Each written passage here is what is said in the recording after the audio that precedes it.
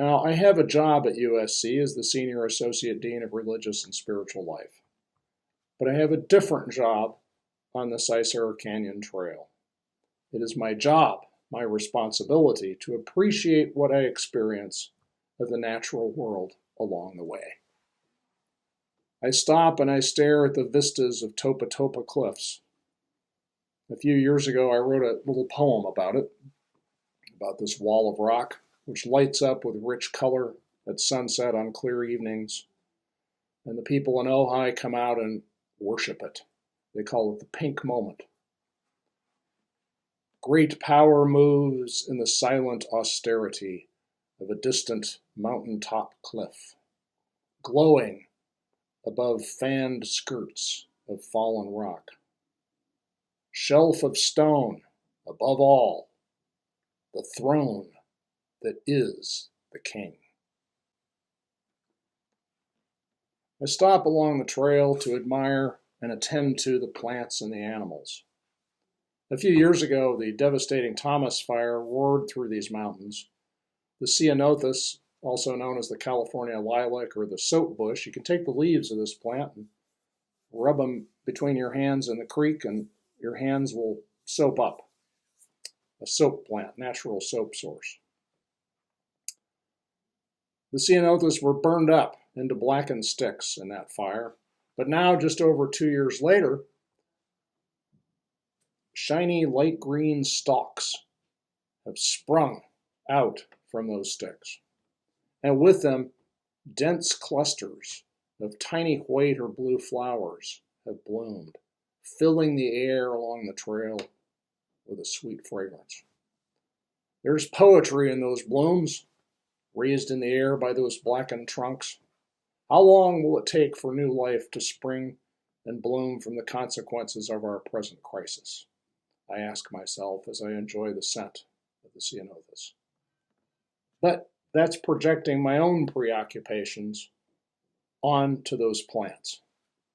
Deeper attention, the attention that is love, asks me to do more, to let go of my own interpretations and categorizations and names that I give to them, and to let what I call the ceanothus bushes be whatever they are on their own terms, and appreciate them as they are in themselves, inviting me into the mystery within and beneath them. And wish that wherever you are, you can put on a mask and go outside and take a walk and join me in the human responsibility to attend to nature and appreciate what we find in it. Give the lizards and the frogs and the flowers and the stalks of grass the attention that is love. Let go of the names and narratives we read into what we see, and let what we call trees and what we call birds be what they are in and for themselves, so that we can hold and be held in the eternal now of the present moment. From this loving attention will flow our activist commitments to preserve human life and the lives of all beings and creatures on this planet.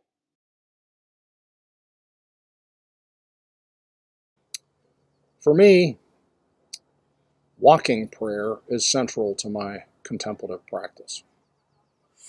I walk about 3 miles a day, and as I do, I begin by silently naming what I see as I walk.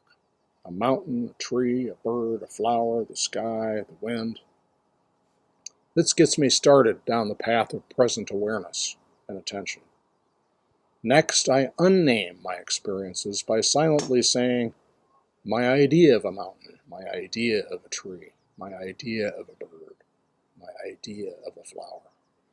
This encourages me an awareness that these experiences have a reality that cannot be contained by my names or categories for them.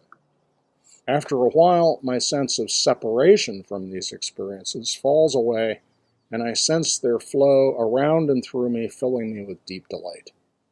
In contemplative prayer practice, I awaken to the reality that the observer of these experiences is not what I name as my body, personality, or identity. Rather, the one who sees with non-judgmental, agape-loving attention is the all-surrounding, ever-present, cosmic divine, who or which is beyond naming. Traditional Jews never utter the holiest name of God, Yahweh. In the Bible, Yahweh is usually replaced by the word Lord, in Hebrew, Adonai. The Orthodox Jews often write God as G-D for the same reason, or they use the word Hashem in place of God, and Hashem simply means the name of God they cannot utter. The divine name is too holy to speak or even to write. To name God is to claim some kind of control over God that we don't have. And in any case, the name Yahweh is in a way unspeakable. It consists of nothing but vowels. It's not a word, but a sigh.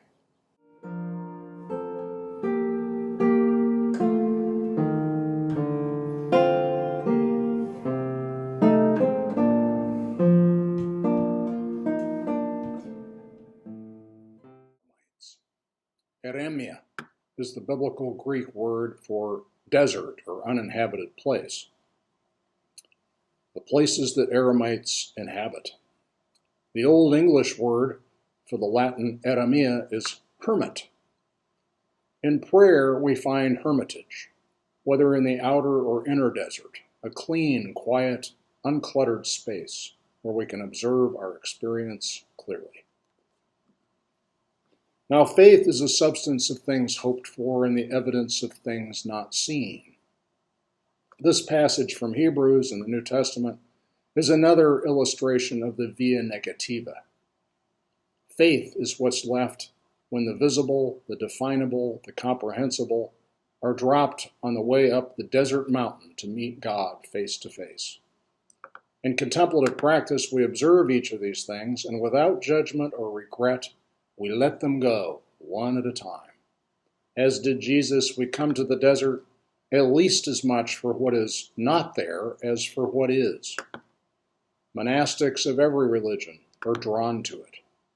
Moses encountered God in a bush on a desert mountain.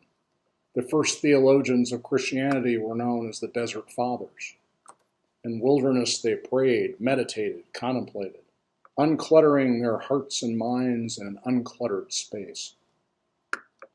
Muhammad went to a desert cave, and there he waited until the angel Gabriel dictated the Quran to him. Around the same time, Buddhist monks retreated to the mountainous deserts of Central Asia to meditate. The 20th century Trappist Catholic monk Thomas Merton wrote, "The Desert Fathers believed that the wilderness had been created as supremely valuable in the eyes of God precisely because it had no value to men. The desert was created simply to be itself, not to be transformed by men into something else. So too the mountain and the sea.